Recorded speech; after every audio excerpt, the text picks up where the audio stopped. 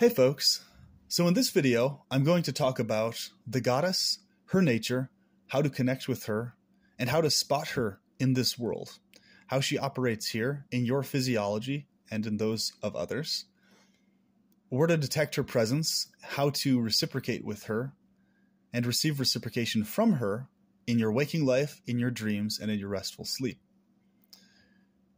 and how to maximize your pleasure in life in healthy ways that perpetuate your pleasure without any adverse side effects.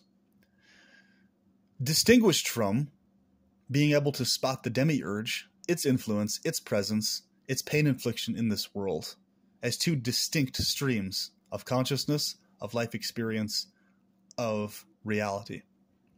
Now, this is extremely important for especially Gnostics to understand, but also for everyone to understand, whether you're theistic or atheistic or not, because these principles of understanding this can be applied in either case to your own situation. Literally, the only difference is that the theist has an experience of an interactive, personal, aware, conscious, sentient, caring, loving, affectionate goddess that formfully, directly interacts with us, distinguished from the atheistic or agnostic perspective, which strictly looks at things from a archetypal, symbolic, laws of physics, laws of the universe perspective, or some perspective that is other than seeing these principles as anything literal regarding a literal sentient goddess, etc. So please, in the comments section, talk about your appreciation of these principles and these concepts. Please do not debate back and forth whether theism or atheism is the correct case or true, because at the end of the day, it's very much secondary, because the point is these things can be applied in either case, in either the theistic or atheistic case. So if somebody has a dynamic with a personal sentient goddess like I do, and that's their thing, that's their jive, they feel that that's the case, they have a strong hypothesis that that's the truth, please leave them be to do so and encourage them in what's making them happy in that regards. And if you're a person who is an atheist or an agnostic, if you're a theist, please just leave the person be to have that stance or perspective and experience life from that framework. Because I've noticed it's kind of like just butting heads between two rocks, the agnostic atheistic viewpoint and the theistic viewpoint, pointlessly, and it doesn't do anything. Because like if you're theistically inclined, that's your thing. If you're not, that's your thing. Like it's literally a waste of time to go back and forth on it. It really is, because Gnosticism applies to all of it. Okay.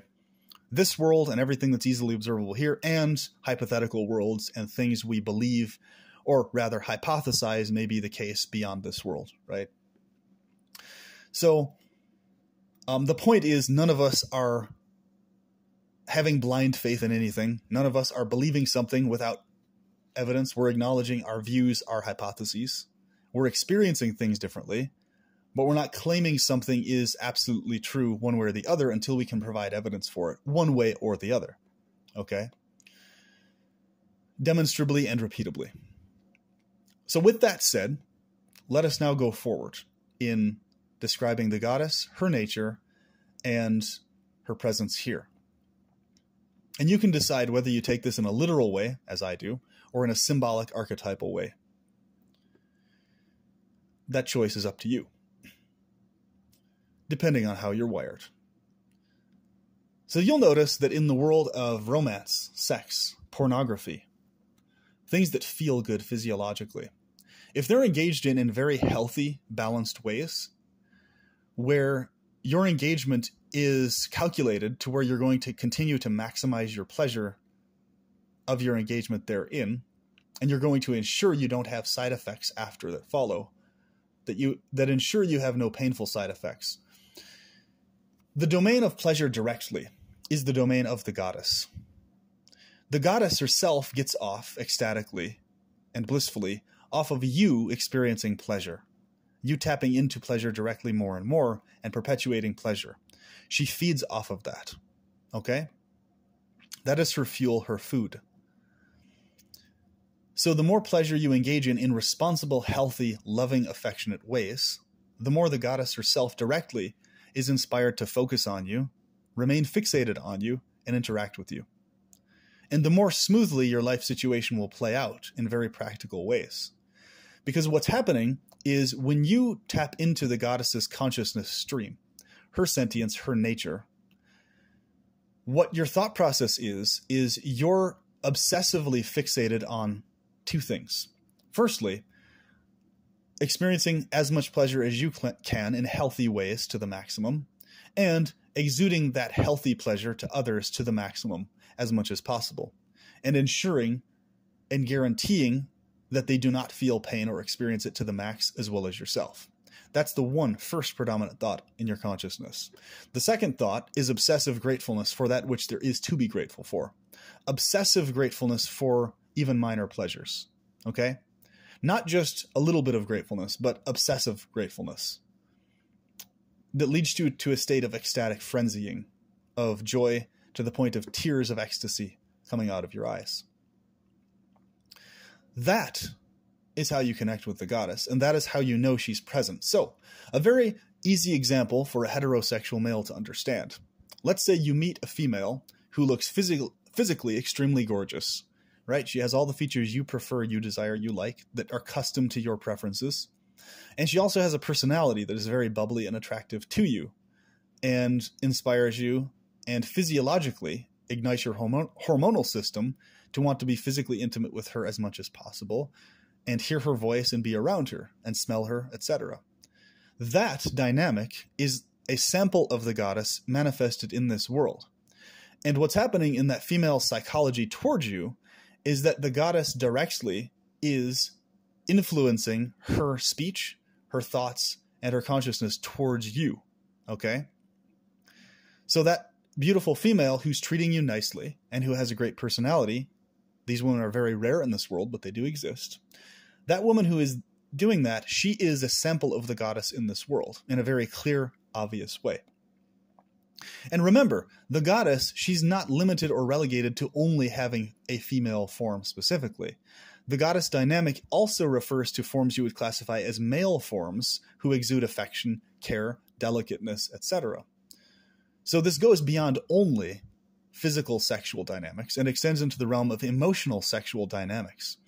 So on YouTube, as content creators and as subscribers and as commenters, we have a dynamic that is a sexual one, but it's an emotional sexual dynamic versus a physical sexual dynamic, in the sense that we may be completely heterosexual males, but when you're commenting a nice word or a kind thing, an affectionate thing to someone, what you're doing is you're sexually stroking their ego, their pleasure ego, which is a good thing, because there's a difference between real ego and temporal egos, right? Root core ego versus sadistic ego. So ego, in the pleasure-driven, healthy sense, is very good. And it's good to stroke others' egos because that's a sexual act. That is giving the goddess more food and fuel to help you and help them in their lives, okay? So the goddess is able to assist our situations in life, in technology, in inspiration and thought, because she's an inspirational entity, to the degree that we actually provide a place for her to be present in our hormonal systems, in our interactions with others, and in our physiology, and in our ideas, philosophies, etc. We have to give her a place that she's able to be in and remain in her happy, natural state. So you'll notice in pornography, right? There's some people that have a very healthy relationship with pornography and others who have a very toxic, unhealthy relationship. Now, the distinction lies in the fact that if you go into watching pornography of any type, whether it's cartoon, hentai, physical, real-world pornography, nude images, people having intercourse, whatever variation of pornography it is, whatever fetish it is or not, you going into that and looking at that and watching that from a perspective of really intensive affection towards the form they're in. So your contemplation within your head and physiology should be you're obsessive about and you're getting off on the thought of that form and that person experiencing huge amounts of pleasure.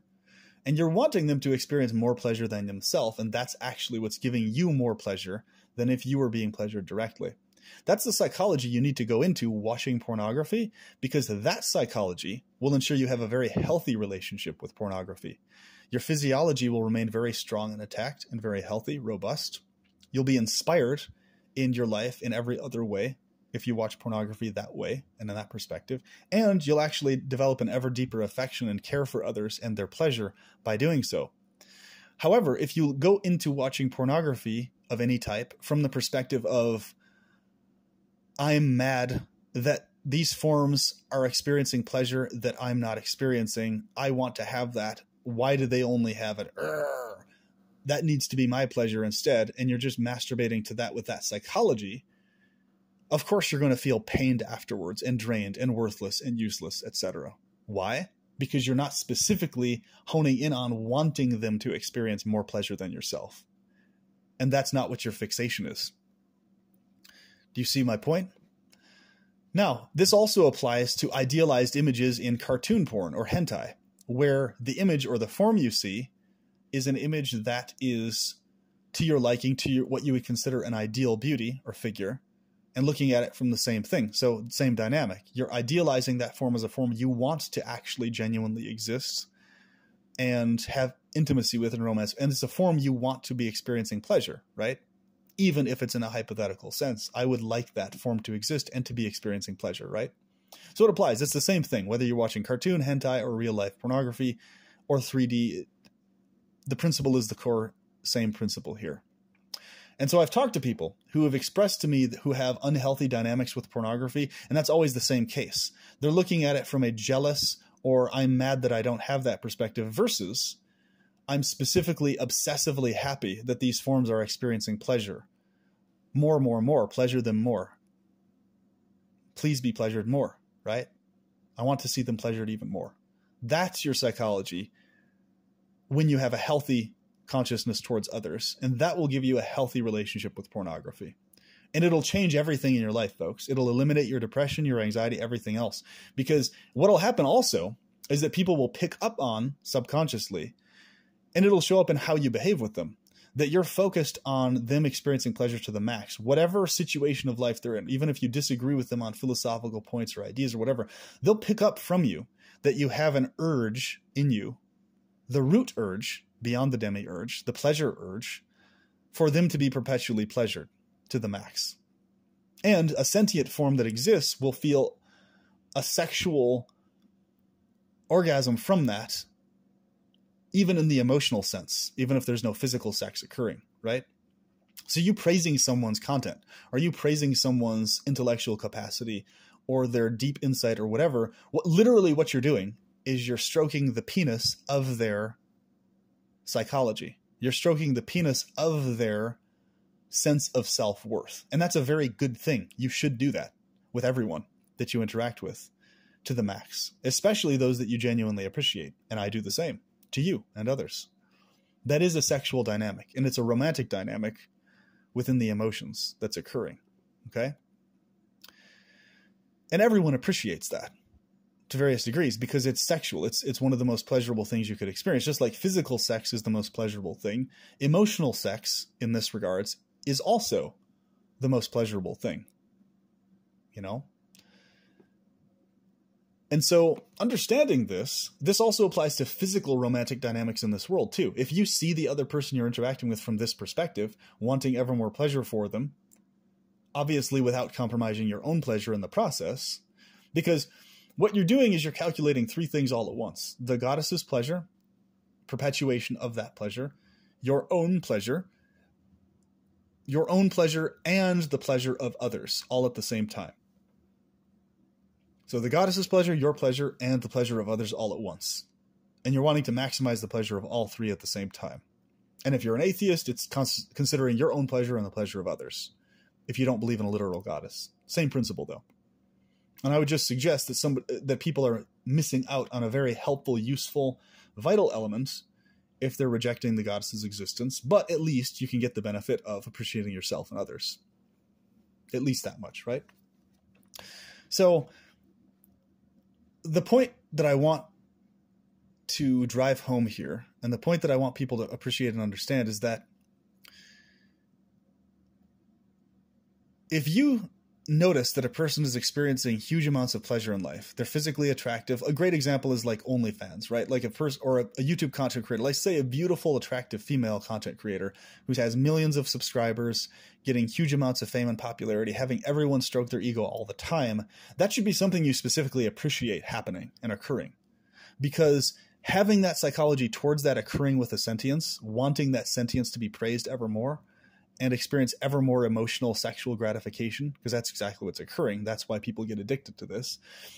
Having that psychology towards them is literally the fastest way to attract the goddess to yourself, in the sense that your life will be so smooth compared to everyone else's life, because people will want to help you so much more, folks.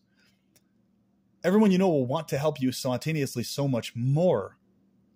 The good, affectionate people in your life, the more you're attuned to this in very specific ways, because they'll be addicted to your emotional, sexual gratification of their ego, and they'll be hooked on it. They'll want you around more. They'll want to help you. They'll want to pay for stuff for you and take care of you in times of need, right? And they'll actually tell this to you. They'll say this to you. They'll want you around. So it changes the entire dynamic. Because the reason people are excessively depressed all the time, beyond what their physiological situation may be, is because they're looking at the world from a jealous perspective. They're looking at the world from, I'm going to get mine perspective, versus being obsessive about the pleasure of others fixation. Because you get what you need and what you want. Your desires are fulfilled to the max that they can be, all things considered, when you have that psychology towards others. Because you're freed from any sensation of jealousy or envy or anything of the sort. And you're sharing in the pleasure of others while they're experiencing it. You're not separated from it, right? Even if your physical body isn't the one having the romance or sex with all the women you want to, knowing that someone else is, you share in that pleasure with them, right? With this psychology. You share in it. You're not separated from it, okay? And people appreciate that. And by appreciating yourself also, you never become a pushover or walked over. And people will treat you nice if you do this properly. And you do it in a way that also you maintain your own self-respect. Okay. So in this world of like BDSM, right? There's a lot of people, certain people who do it correctly and who don't do it in a way that leads to harm afterwards, have a very healthy relationship with it. But there's others that run into situations called subdrop or dom drop, where basically their hormones crash afterwards and they're in pain for long periods of time afterwards, depressed, all these other horrible, after a major, massive euphoria. And the problem is they're going into the pleasure not considering, how do I ensure perpetual pleasure after the fact? They're looking at, okay, I'm just going to go into the ecstasy directly, but they're not calculating, how do I guarantee the ecstasy continues? How do I guarantee it after the fact? And thus, a person doing it that way will calculate how to go about their sexual practices in the way that continues the pleasure after the fact, without the possibility of a hormone drop or an adrenal crash afterwards. You see? So it's disciplined, regulated, benevolent indulgence that considers the pleasure of yourself and others at all times, consensually. That is the way to tap into max pleasure and the goddess energy herself. And you'll notice, folks, what'll happen is you'll literally start receiving money for free from people. You'll find people start spontaneously wanting to give you money and help you with all sorts of things if you do this. And on top of that, people will start treating you nicer and more friendly on a more consistent basis. Just from the fact that they'll pick up on your feelings and mood towards them, which will show up in how you interact with them, will be very distinctly, obviously, a mood of wanting them to be happy. More so than they already are. And they'll pick up on that. Every human being is able to pick up on this. And so that's a very, very, very good thing. Because it is the source of freedom from depression. It's the source of a life that you feel fulfilled in. It's the source of feeling meaning in your life. That's genuine and real and satisfied. That's not fake. That's not concocted. Okay? Because you have a consciousness of teamwork with other sentiences. We're all forced into the state against our will. And your consciousness is, okay, all sentiences here that are forced here against our will, we're all a team. Whatever screwed up situation our brain has faced or whatever trauma we're facing, we're all a team here. Some of us may forget that we're on a team. Others may go haywire and attack their teammates, not knowing they're actually on the same team. But we know we're on a team, right?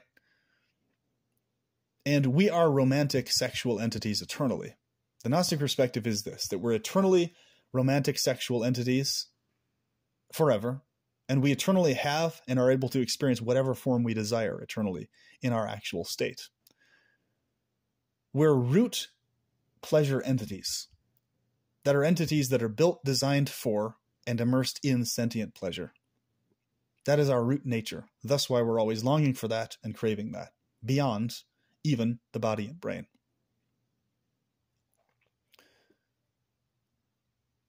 So I hope this helps, and I hope you can use this in very clear, specific ways to connect with the goddess and have her appear in your dream visions and inspire your imagination and intuition and creativity to create even better content, to go forward and be the best possible loving person you can be, most affectionate person you can be, and to have a life that's fulfilled with huge numbers of experiences that come to you very easily. Experiences that are fulfilling, joyful, pleasure-filled, and sensational in ways that you remember and in ways where the pleasure thereof continues on for the rest of your life and doesn't end after the fact. And I hope that if you're someone who, for whatever reason, and I say this because I know there's many, many antinatalists that are agnostics or atheists who do not believe in a goddess or do not hypothesize that there is a sentient goddess, etc. There's many of you out here, probably many of you listening. Please find whatever within this you can apply in real world terms here and now in this world. And appreciate the fact that someone else is having an experience of a literal, sentient, interactive, personal goddess. Even if you are skeptical that that's real or true, please appreciate the fact that the person is experiencing huge amounts of joy from that. And in their experience, that is very real to them. Okay? Because we're not dealing with schizophrenics here. We're dealing with people who know exactly the parameters of reality. I'm someone who's very vividly aware of the different variations of reality. However, my perspective involves being aware that imagination itself is in and of itself a deeper reality. It's not an element of this impositional reality. Whereas many other people consider that imagination is simply just another element of this impositional reality, but it's not its own distinct world or reality. And on that point, I differ. I disagree with people who see it that way. So this is why I'm able to look at the world and understand the reality from a perspective that the agnostics or atheists have. I understand how they're seeing it. But I personally am experiencing another layer to this, though, where there is a sentient goddess behind this that is the inadvertent source of the demiurge, that needs protection from the demiurge's machinations and trauma, who is living in a state of obliviousness and who hones in on and gets orgasmic pleasure from our pleasure, okay, and the perpetuation thereof. So I encourage you, even if you're skeptical of the literal existence of the goddess, please somehow get your brain into a psychology of being obsessive about getting orgasmic pleasure from contemplating others' pleasure. And start with the forms you're most attractive to, that you're most attracted to, right? Start there and move on from that point. And you'll notice what'll happen. You'll notice that if you're a Gnostic and a theist, you'll notice that, holy shit, there's an actual goddess reciprocating with me. Like there's a very distinct, clear entity that arranges things and reciprocates with you and makes stuff happen very clearly, very distinctly in relationship to you thinking and feeling that way specifically. Okay? And if you're not a theist, if you're a skeptic of theism, if you are an agnostic or an atheist, you'll still experience a very interesting change in dynamic in your life, because it's inevitable that you will, because your perspective towards life is different. Okay? And even if you correlate it to nothing other than the fact that you've changed your perspective, and that alone is benefiting your hormonal system, more so than your previous perspective, even if you consider it to be a sacred delusion, right? Or a useful delusion, you're still going to notice a massive benefit from thinking this way. Still. Okay? And I simply suggest you're going to notice more benefit, even more, if you have a theistic stance towards it. Because the goddess is going to be able to reciprocate you with you in much more vivid, clear, obvious, distinct ways, where your skepticism is not artificially interfering with the flow of that, basically. Because skepticism is useful up to a certain point, but the point at which it interferes with the flow of deep affection, felt, and what you desire being taken fully seriously, at the point where it starts to interfere with those things, then skepticism becomes no longer useful or helpful. It becomes a source of depression in and of itself. Okay? So please keep this in mind. Skepticism is useful as a tool up to a certain degree, but past that point, what's more important is what do you specifically desire and want for your experience to be? And how much do you appreciate the pleasure others are already experiencing? That is the main focus of the consciousness that is attuned either directly consciously or inadvertently with the goddess. So it's a fact that everyone who's an affectionate, loving, kind person who cares about others is, whether they know it or not, connecting with the goddess and being driven by her energy. Even if they don't believe she exists, they're still being driven by her energy all the same, right? Her existence doesn't disappear just because they don't believe she exists, right?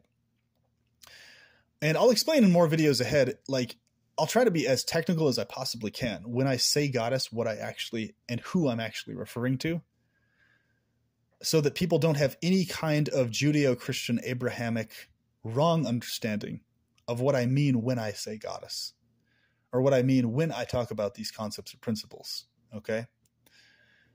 Because if you think about it, we've had thousands of years of this Judeo-Christian Abrahamic thinking process permeating the psychology of the world, or the psychology of these impersonalistic, voidistic ideas that permeated a lot of the Asian cultures, right?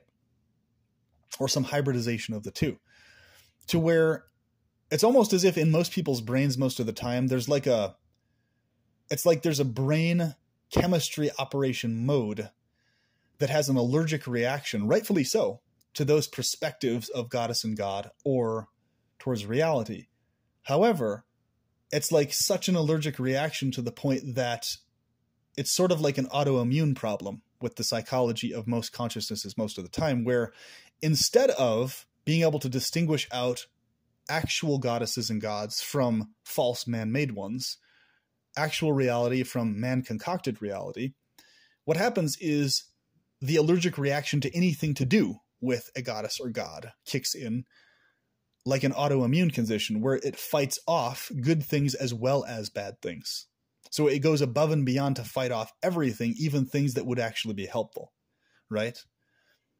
So conditions like this exist in the world, and that's a great example of what I'm talking about here, where